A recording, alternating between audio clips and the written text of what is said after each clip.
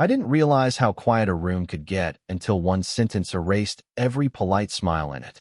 We were standing in my in-laws' living room, shoes off, coats piled on a chair that still smelled faintly like lavender spray, when my mother-in-law tilted her head, looked at my son like he was a spill someone forgot to clean up, and said, "This isn't really the place for a child." She said it calmly, almost kindly, the way people say things when they expect you to agree. What followed wasn't shouting or drama. It was worse. It was everyone waiting for me to apologize. I'm Anthony. I'm 36, and I've learned that the most dangerous moments in families don't come with raised voices. They come with soft ones. My son Leo was 4 at the time. Old enough to understand tone, not old enough to understand why some adults decide a room belongs to them more than it belongs to a kid. He was holding one of his toy cars in both hands, rolling it carefully along the seam of the hardwood floor like he was tracing a map only he could see. He hadn't said a word since we walked in. He always went quiet in that house.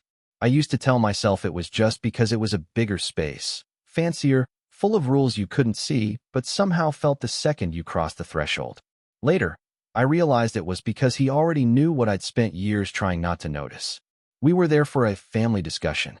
That's what my wife's parents called it when they wanted to say something uncomfortable but still feel gracious about it.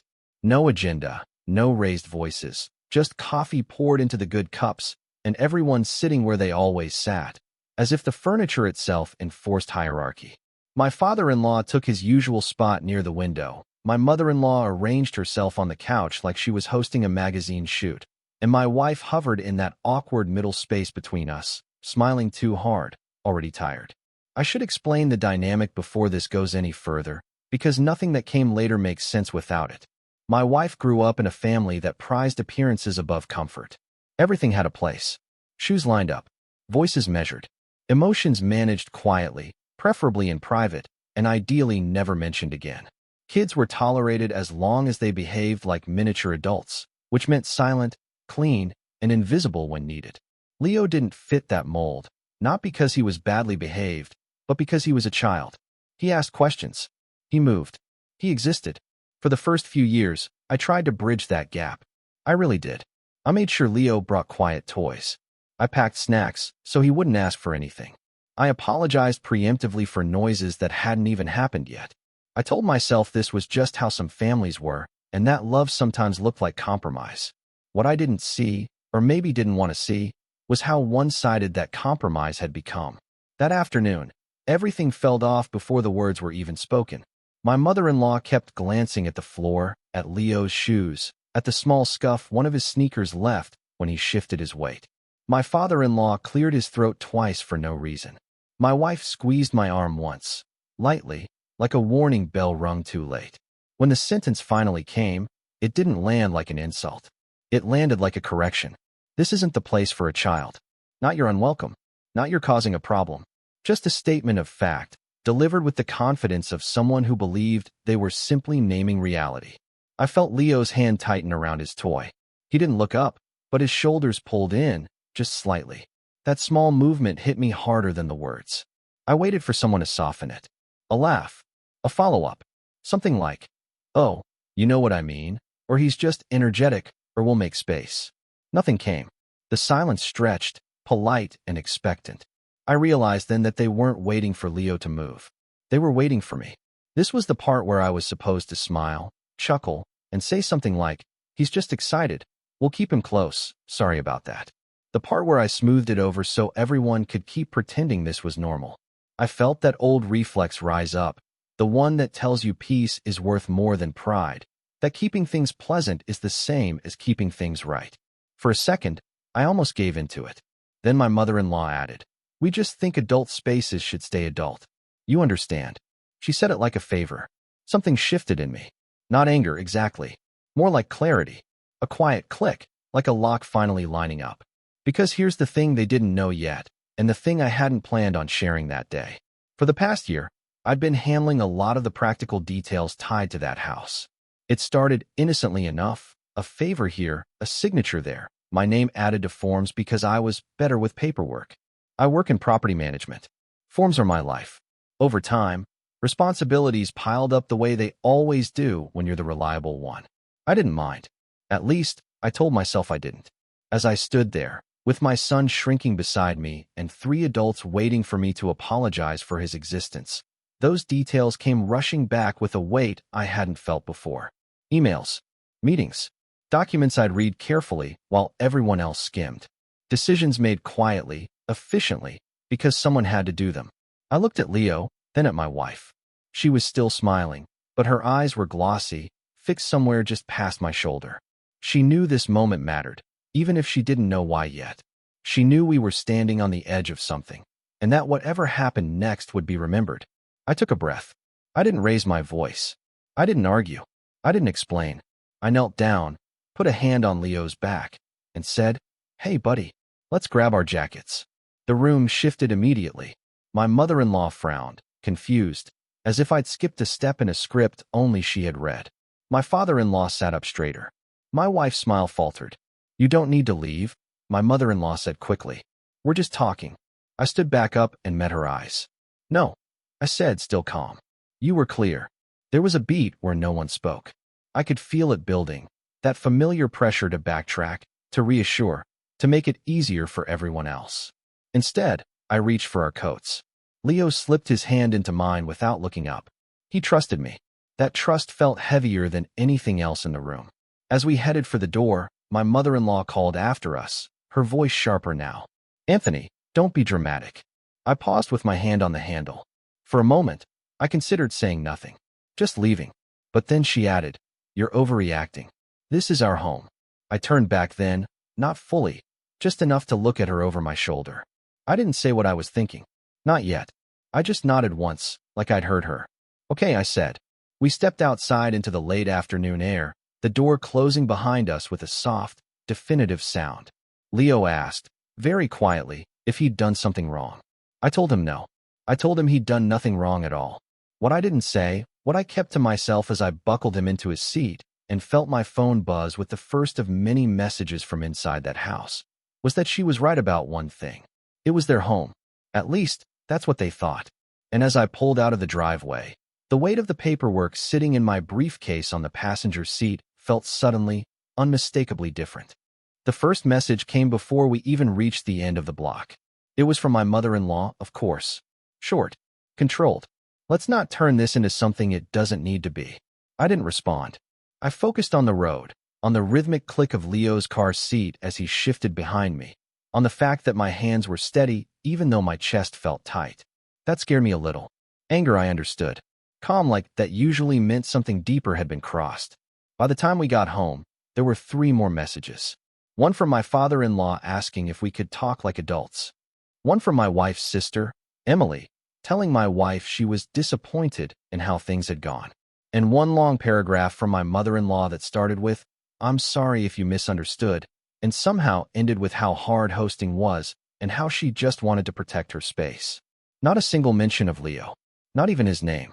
That night, after Leo was asleep, my wife sat at the edge of our bed scrolling through her phone, her shoulders tight. I could tell she was reading the same messages over and over, looking for a version where no one was the bad guy. She'd grown up doing that, finding the angle that hurt the least. "They didn't mean it the way it sounded," she said finally, without looking at me. I didn't answer right away. I knew this part of the dance too. If I pushed too hard, she'd shut down. If I stayed silent, she'd fill the space with excuses for them. I chose my words carefully. "Can you explain how it was supposed to sound?" I asked. She frowned, thumb hovering over her screen. "They're just particular. You know that." "About children," I said. "About their home." I nodded slowly. "And Leo?" "That did it." She looked up then, really looked at me, and for a moment I saw the conflict clearly on her face. Loyalty pulling in 2 directions, neither one clean. She sighed and set her phone down. "I don't want this to turn into a bigger thing," she said. "Please." I wanted to say it already was. I wanted to say it had been for a long time. Instead, I told her we could talk later. That night wasn't the time. We both needed sleep, even if it didn't come easily. Over the next few weeks, things didn't cool off. They calcified. Every invitation came with conditions. We could come by, but maybe Leo could stay with a sitter. Or we could join for dinner, but just for an hour, since it's not really kid-friendly. When we declined, the disappointment was always framed as concern. They worried we were isolating ourselves. They worried Leo wasn't learning how to behave in adult settings. They worried my influence was making things harder than they needed to be. I noticed something else too. The way Emily, my sister-in-law, suddenly stopped acknowledging Leo entirely. No birthday card. No casual check-ins. She'd always been close with my wife, the golden child in her own way, and I started to see how quickly loyalty flowed uphill in that family. Whoever held the narrative held everyone else. One afternoon, my wife came home quieter than usual. She didn't mention it right away, but later, as we were cleaning up dinner, she told me she'd gone to her parents' house alone that day. They'd asked her to come by to clear the air. "They think you're controlling," she said softly, not meeting my eyes. "They think you're using Leo as an excuse to push them away." I felt something in me harden at that. "And what do you think?" She hesitated. "Just a fraction too long. I think they don't understand you." "That's not an answer." She swallowed. "I think you didn't have to walk out like that." There it was. The apology they'd been waiting for, just redirected through her. We argued that night. Not loudly. We never did. It was worse than that. It was quiet, careful, full of pauses where we both measured how much truth the other could handle. She told me she felt caught. I told her I felt alone. She said her parents were hurt. I said my son was hurt.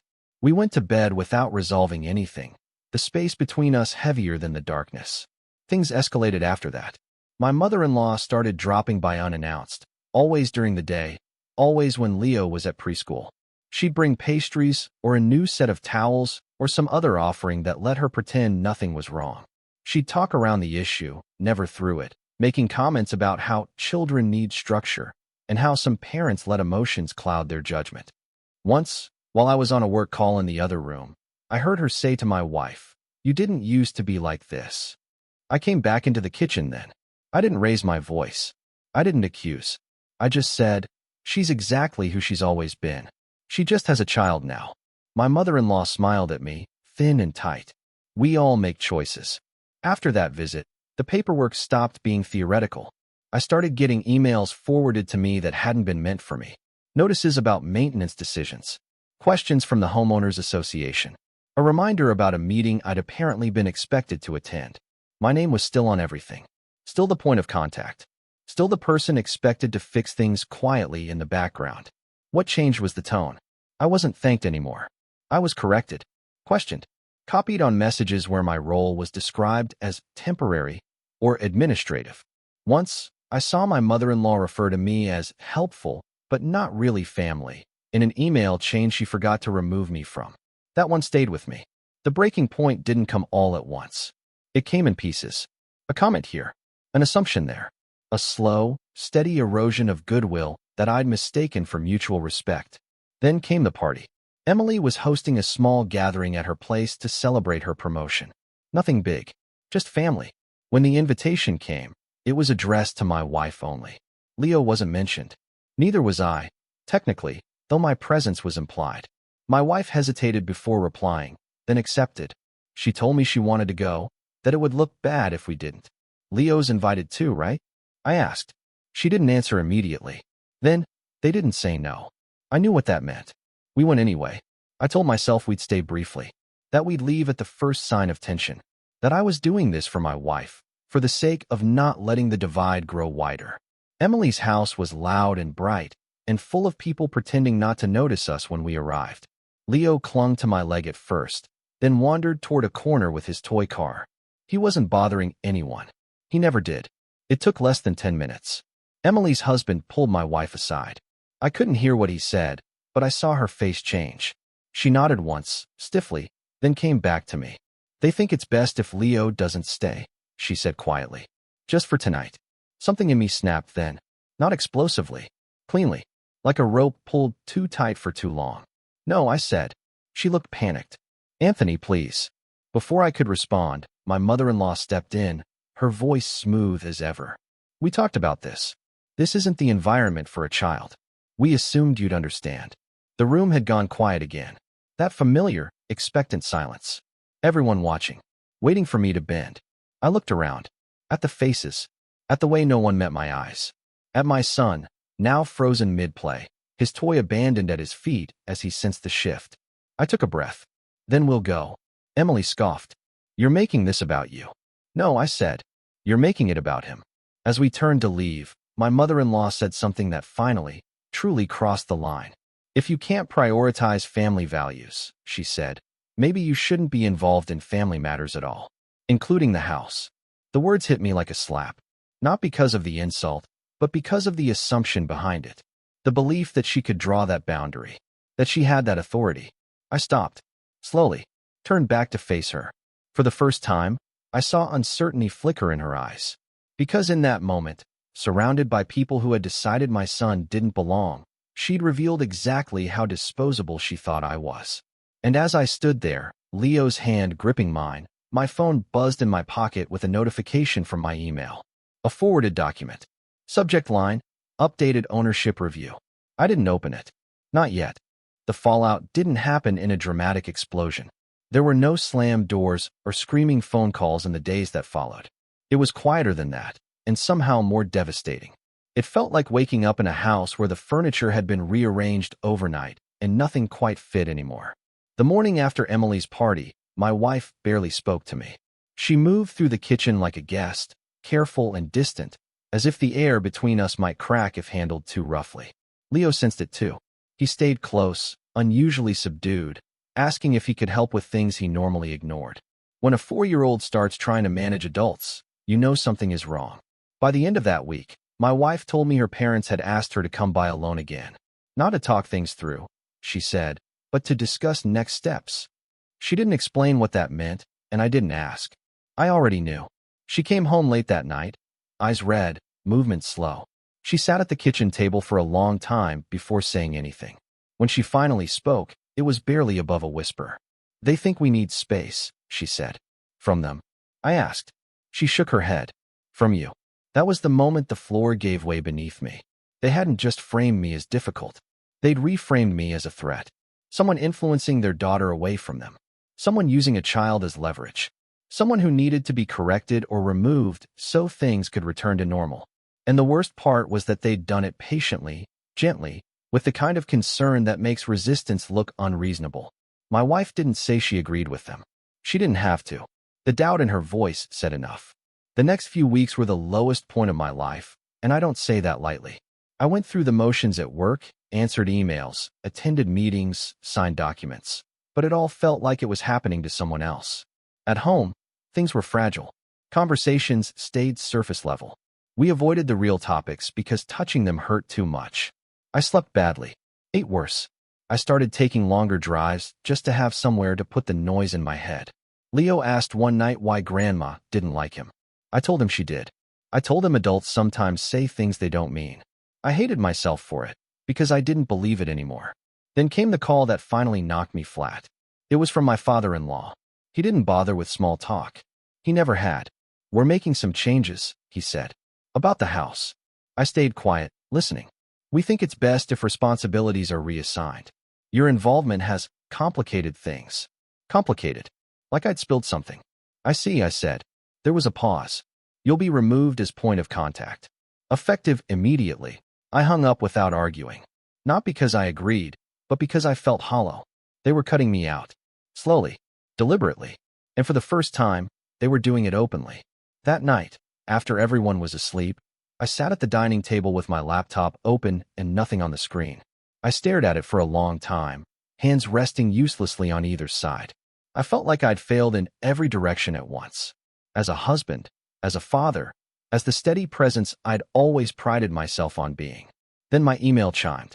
It was another forwarded message. This time from a junior administrator at the Homeowners Association. Polite, confused, asking me to confirm whether the ownership review was still proceeding as scheduled, given the recent internal disagreements. I read it twice, then a third time. Ownership review. I closed the laptop and went to bed, but sleep didn't come. Instead, memories did. Not emotional ones. Practical ones. Meetings I'd attended alone. Documents I'd read carefully while everyone else nodded and moved on. Decisions made under the assumption that I was just facilitating, not paying attention. I realized something then, lying in the dark while the house slept. They thought they were removing me. They had no idea how deeply I was embedded. The next morning, I dropped Leo off at preschool and sat in my car afterward, hands on the steering wheel, breathing slowly until my thoughts settled. For the first time in weeks, I didn't feel panicked. I felt focused. I started small. I printed everything. Emails, agreements, notes from meetings. I pulled files I hadn't looked at in months and read them line by line. I didn't do it with anger. I did it like my job depended on it. Because in a way, my life did. Patterns emerged quickly. Assumptions, oversights, decisions deferred to later that never came. I saw how often my name appeared next to phrases like acting on behalf of, authorized representative, interim authority. Words everyone had skimmed past because they trusted me, or because they didn't think it mattered.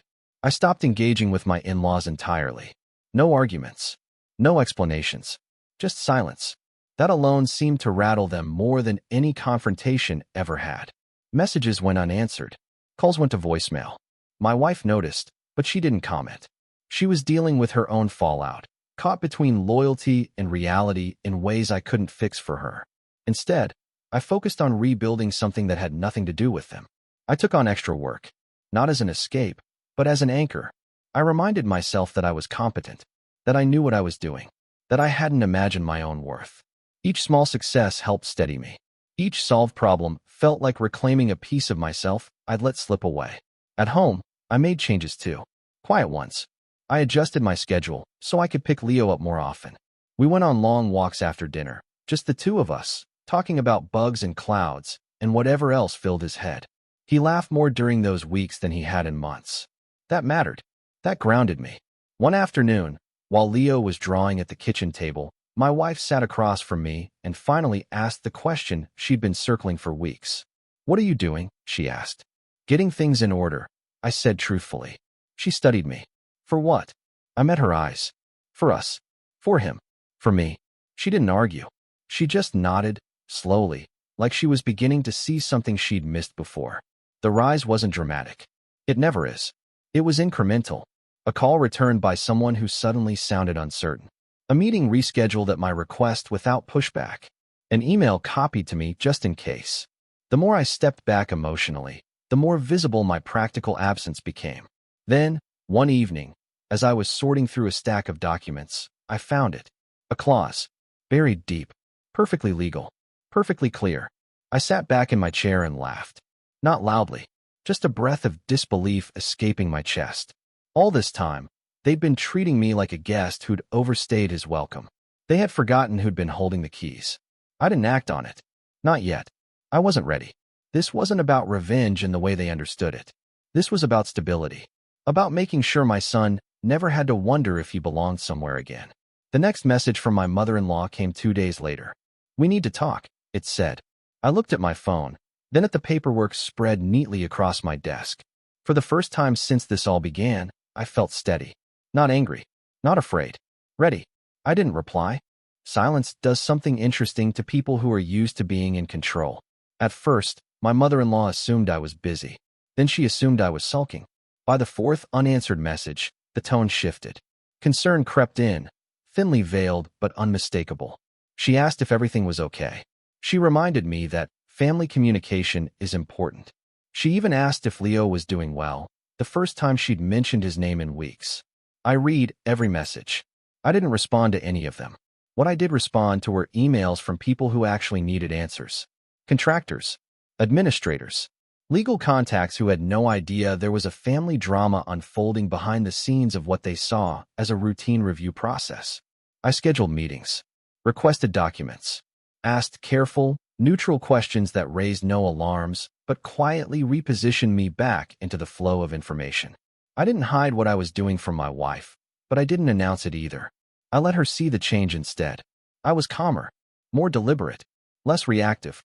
I stopped defending myself in conversations that went nowhere and started choosing my moments carefully. That alone unsettled her, because it didn't fit the version of me her parents had been feeding her. One night, she asked, "Are you planning something?" I thought about lying. Then I thought about how tired I was of pretending. "I'm preparing," I said. "For what?" she asked again. "For whatever comes next." She watched me for a long time after that, like she was trying to reconcile the man she married with the man her family had been describing. I could see the shift happening, slow but real. It wasn't loyalty changing sides. It was clarity beginning to take shape. The opportunity came sooner than I expected. The homeowners association scheduled a formal review meeting to resolve outstanding questions regarding the property. It was framed as routine. I knew better. Reviews only became urgent when someone realized too late that they'd stopped paying attention. The meeting was set for a Tuesday morning. Neutral location. Conference room. Coffee, water, printed agendas. All very professional. My father-in-law was copied on the invitation. So was my mother-in-law. So was I? That alone told me they'd realized they couldn't cut me out as cleanly as they'd hoped. In the days leading up to the meeting, my mother-in-law finally called. Not texted. Called. I let it go to voicemail. Her message was clipped, controlled, but I could hear the strain beneath it. She said there had been some confusion and that she wanted to clear things up before outsiders got involved. She said misunderstandings could be resolved internally. She said she didn't want things to become unnecessarily formal. I smiled when I listened to it, because formal was exactly what she was afraid of. I spent the next few days preparing in a way I never had before. Not emotionally. Logistically. I built a timeline. Who signed what? When authority had been delegated. Where decisions had been made verbally instead of documented. I highlighted sections. Flagged inconsistencies. Printed everything twice. I also made a call I'd been putting off for a long time. It was to a colleague I'd worked with years ago, someone who specialized in untangling exactly this kind of mess. We met for coffee, and I laid it all out. The family dynamics. The assumptions. The oversight. He listened without interrupting, then leaned back and said something that stuck with me. They didn't just underestimate you, he said. They relied on you. There's a difference. The night before the meeting, my wife sat beside me on the couch while I reviewed documents. Leo was asleep upstairs, the house quiet except for the hum of the refrigerator. She didn't ask questions. She just watched. Finally, she said, "They're scared." "Yes," I said. "Are you trying to hurt them?"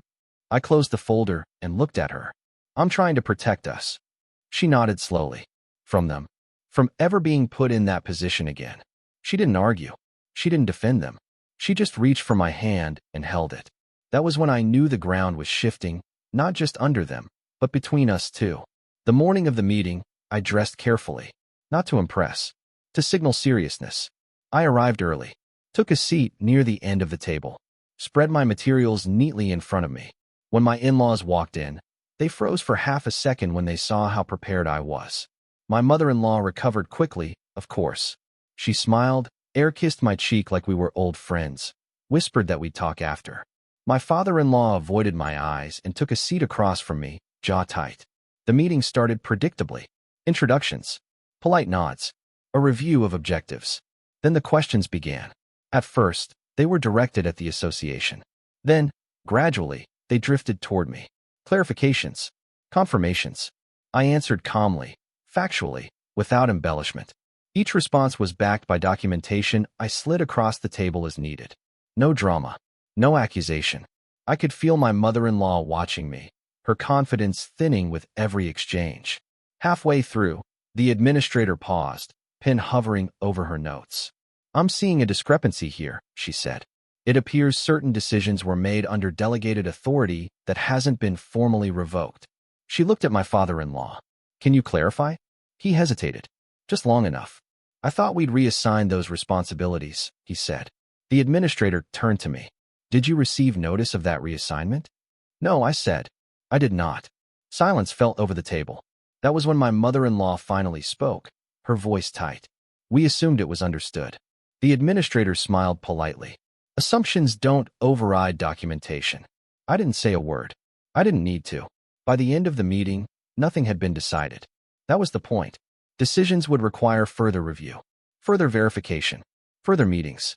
The process had slowed to a crawl, and everyone in that room knew who controlled the pace now. As we stood to leave, my mother-in-law pulled me aside, her grip on my arm firmer than she probably intended. "This has gone far enough," she said quietly. "You've made your point." I met her gaze. "I haven't made any point." "Yes, you have," she snapped, then caught herself. Lowered her voice. "You're embarrassing us." I thought of Leo, of the way his shoulders had hunched in that living room, of the silence they'd expected from me. "No," I said calmly. "You did that yourselves." That night, after Leo was asleep, my wife received a message from her sister. Long, emotional, accusatory. She handed me the phone without comment. Emily wrote that I was tearing the family apart, that I was punishing everyone over a misunderstanding, that I was choosing paperwork over people. I handed the phone back. They still think this is personal, my wife said quietly. It is, I said, just not in the way they think. Because what they didn't know yet, what none of them had pieced together, was that the clause I'd found wasn't just leverage. It was timing. And soon, very soon, they were going to force my hand without realizing it. I just needed to wait for them to make one more mistake. The mistake came wrapped in confidence. 2 weeks after the review meeting, my father-in-law sent an email he clearly believed was routine. It was addressed to the association, copied to a lawyer I recognized, and, crucially, copied to me. The subject line was bland enough to pass unnoticed if you didn't know what to look for. Request for immediate action. He wrote that recent administrative confusion was causing unnecessary delays and that, as the primary decision-maker, he was requesting expedited execution of the pending changes. He referenced prior authority, assumed compliance, and ended with a polite but unmistakable push to move things along without further review. He signed it confidently. That email did exactly what I needed it to do.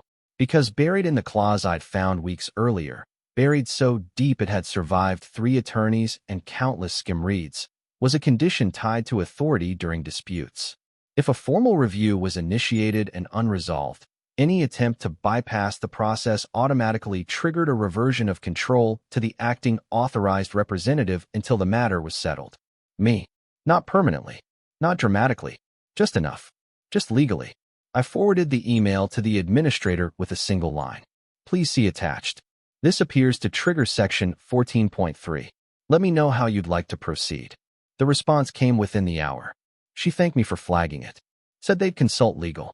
Said all action would be paused until clarification. Paused was an understatement. By the next morning, my phone wouldn't stop buzzing. My mother-in-law called first. I let it go to voicemail. Then again. Then my father-in-law. Then Emily. Then my wife's aunt. Messages stacked up, each one more frantic than the last. Confusion had turned into alarm. Alarm into panic. I finally answered my wife when she called, because this wasn't something she should hear secondhand. They know, she said before I could speak. Her voice wasn't angry. It was stunned. Yes, I said. What does this mean? It means they tried to rush something they didn't fully understand. She exhaled slowly. They're saying you blindsided them. I closed my eyes. Not because I was overwhelmed, but because I was tired. They blindsided themselves, I said. I just didn't step out of the way this time. That afternoon, the association scheduled an emergency session. Not a review. A determination. Lawyers present. Documentation on the table. Everything my in-laws hated. Formal, rigid, impossible to charm. I arrived with my materials organized and my emotions firmly in check. My in-laws arrived flustered, defensive, already speaking over each other before the meeting even began. The administrator laid it out clearly. No drama. No raised voices. The email had triggered the clause. Authority reverted. Any decisions made without my approval were void until resolution. My father-in-law protested. My mother-in-law argued intent. Emily accused me outright of manipulation. None of it mattered. Intent didn't override ink. Volume didn't rewrite contracts. At one point, my mother-in-law turned to me, eyes sharp with disbelief. You did this on purpose, she said. I met her gaze evenly. I did my job. That silenced the room. The fallout was swift and surgical. Responsibilities were redistributed, but not back to them. Oversight increased. Independent review instituted. Timelines extended. Costs incurred. Everything slowed, everything documented, everything transparent. The association wasn't angry. They were cautious. Which, in their world, was far worse. Within days, my in-laws' sense of control evaporated. Meetings they once dominated became procedural. Decisions they assumed were theirs required approval. People they dismissed now spoke with authority. The house, the symbol of their dominance, their space, their rules, became just another asset under scrutiny. And they couldn't do a thing about it without my consent. The family backlash was immediate. Emily accused me of destroying trust. My wife since said I'd humiliated everyone. My father-in-law stopped speaking to me altogether, which was honestly a relief. My mother-in-law tried every tactic she knew, pleading, guilt, nostalgia, anger, but none of it worked anymore. Because something fundamental had changed. I wasn't asking to belong. I was deciding boundaries. The final confrontation came a week later. My mother-in-law showed up at our house unannounced. This time, Leo was home. She walked in, took one look at him sitting at the table coloring, and hesitated. That alone told me everything. "We need to talk," she said. "Yes," I said. "We do." She launched into it immediately. How this had gone too far. How family didn't operate like a business. How I'd taken things personally that weren't meant that way.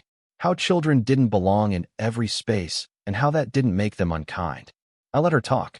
When she finally paused, waiting for me to respond, I gestured toward Leo. "Say it again," I said. She frowned. "Say what?" "That he doesn't belong." Her mouth tightened. "That's not what I—" "Say it," I repeated. "In front of him. Because that's what this has always been about." She looked at Leo. Really looked at him. And for the first time since I'd known her, she didn't know what to say. "I thought so," I said quietly.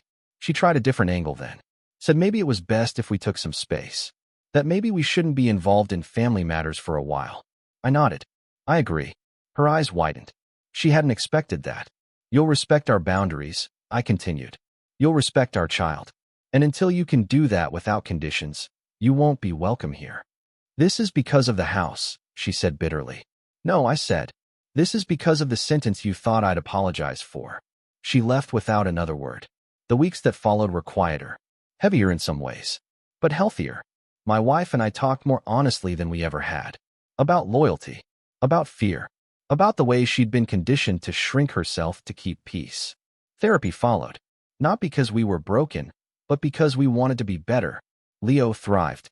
He laughed louder, asked questions again, stopped asking if he was in trouble when adults frowned.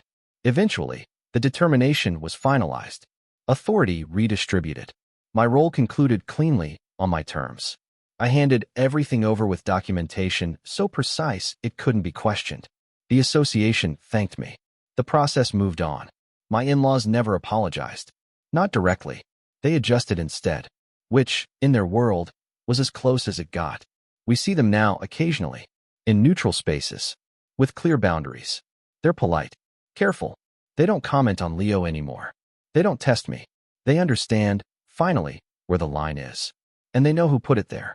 Sometimes I think back to that first moment, standing in their living room, waiting to see if I'd apologize for my child existing. I didn't then. I never did. Because belonging isn't granted by a room, or a house, or a family that mistakes control for love. It's claimed the moment you decide you won't let anyone tell your child they don't deserve a place at the table.